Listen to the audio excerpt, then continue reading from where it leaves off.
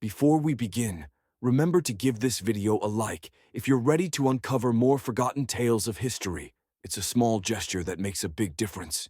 Imagine a punishment so terrifying, so dehumanizing, that even the most powerful of rulers feared it. A punishment used not only to hurt, but also to bring about humiliation. Today we disclose the history of castration as a political tool and how Russia managed to make it a means for gaining ultimate control over others. Let's plunge into one of the darkest pages in the annals of political history. Historically, punishment has often been devised not only to penalize, but also to send a message. Leaders have come to understand that sometimes fear can be more powerful than any army. For a ruler desperate to cling to their rule, torture and execution have become common tools. But what happens when even death isn't enough? What happens when punishment needs to attack not just the body, but the very soul? That's where castration comes in. This wasn't just a punishment, it was annihilation. Of all the punishments that could be meted out to humankind, castration, the removal of the male reproductive organs, constitutes one of the most inhuman acts ever visited upon it. It is not merely a bereaving of a biological organ, but rather a shredding of one's identity, dignity, and even one's future.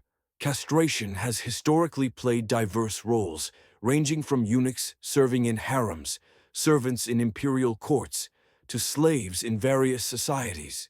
In Russia, however, this took on a particularly cruel and strategic turn, turning into a political weapon, the method of securing that the opponents of the rulers were not defeated, but wiped out. For that, the tracing has to be done to the most turbulent moments in Russian history. The medieval period and the beginning of the Russian Empire had violence, rebellion, and tussles for power as the earmarks. The Tsars, or autocratic rulers of Russia, always lived with threats against their rule, from internal rivals, strong families, and foreign enemies. In their desperate cling to power, the Tsars needed a punishment which would make a strong statement to any person who opposed them in any way. They needed something so horrific that would render their enemies broken, humiliated, and helpless. The answer lay in castration. Consider a myriad of different possibilities. An earl accused of treason or disloyalty against the crown, dragged from his ornately furnished house and thrown into a cold, damp dungeon. The chill of the stone walls vies for attention with the heavy scent of mold and despair, shackles tearing at wrist and ankle, tearing him across to the center of the room without words spoken.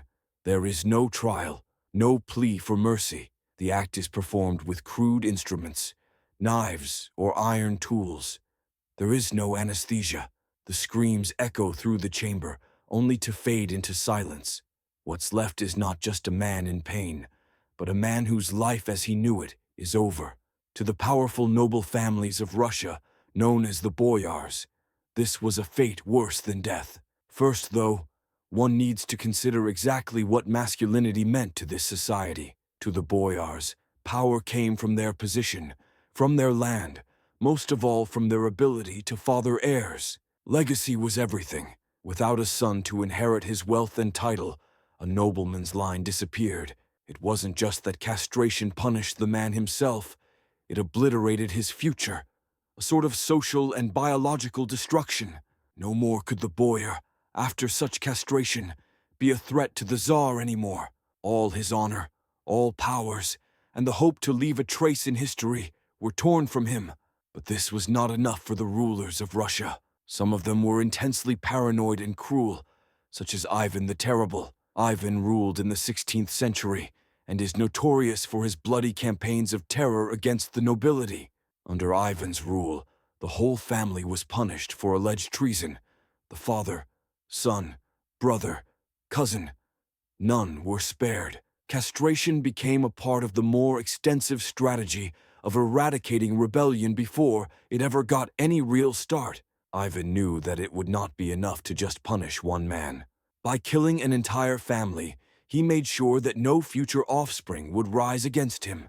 It wasn't just a matter of control, but one of complete domination. Later, in the early imperial period, Rumors of this sort of punishment survived.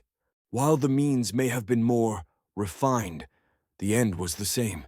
Any dissenters in competition had been eliminated through castration.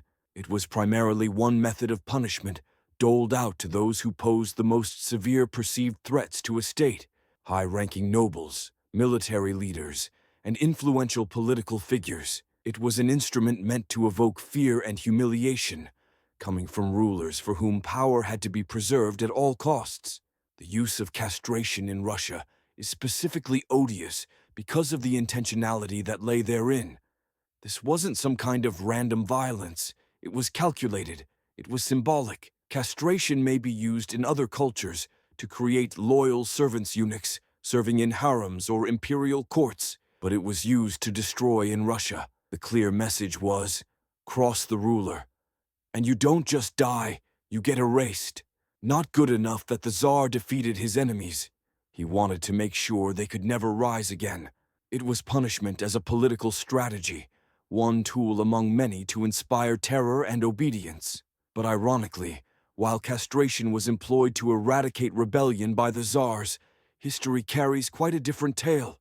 Time and again, the regimes of the ruling classes learned that mere fear would never suffice. No matter how gruesome the sentence was, no matter how complete the destruction, rebellion somehow cropped up. Ivan the Terrible might have crushed his enemies, but his rule was marked by alarming instability and paranoia. Those boyars whom he was afraid of did not get eradicated. They turned into symbols of resistance. The memory of their sufferings lived on to remind future generations of what it meant to stand up against the absolutely powerful. What then is the message of this sinister episode of history? It's a story of a couple of things. First, how leaders would do just about anything to stay in power. Second, it's a story of the abuse of power, of the human cost of political violence. It is a story of resilience, how even under unimaginable cruelty, the human spirit lives on. The Russian boyars perhaps suffered as its most cruel victims, but the stories of the boyars remind one that building power on the pedestal of fear is never safe. History is replete with examples that no amount of violence and bloodshed could ever succeed in erasing hope. The rebellion, the resistance would come sooner or later, no matter how brutal the ruler's tactics or terrifying the punishment. That is what history stands testimony to. The harder the leadership tries to erase their enemies, the more they sow the seeds of future uprisings. This lesson isn't about history. This lesson is for today. In a world which is still scarred by injustice, a world in which power is still so often abused, we are all obliged to remember everywhere the need to stand against tyranny. History is what happened. It's also what we do. What do you feel about this cold part of history? Can fear and violence ever really make one hold the reins of power, or does it plant the seed of rebellion? Share your views in the comments below. I'd love to hear your take. And if you found this video informative, please like, comment, and subscribe for more deep dives into the stories that molded our world. It really helps the channel grow, and I am thankful for each one of you who watches today. Thank you for being here, and remember, it is not just about what transpired, it's about what we learn from it to carry into the future. Stay curious, stay informed, and I will catch you in the next video.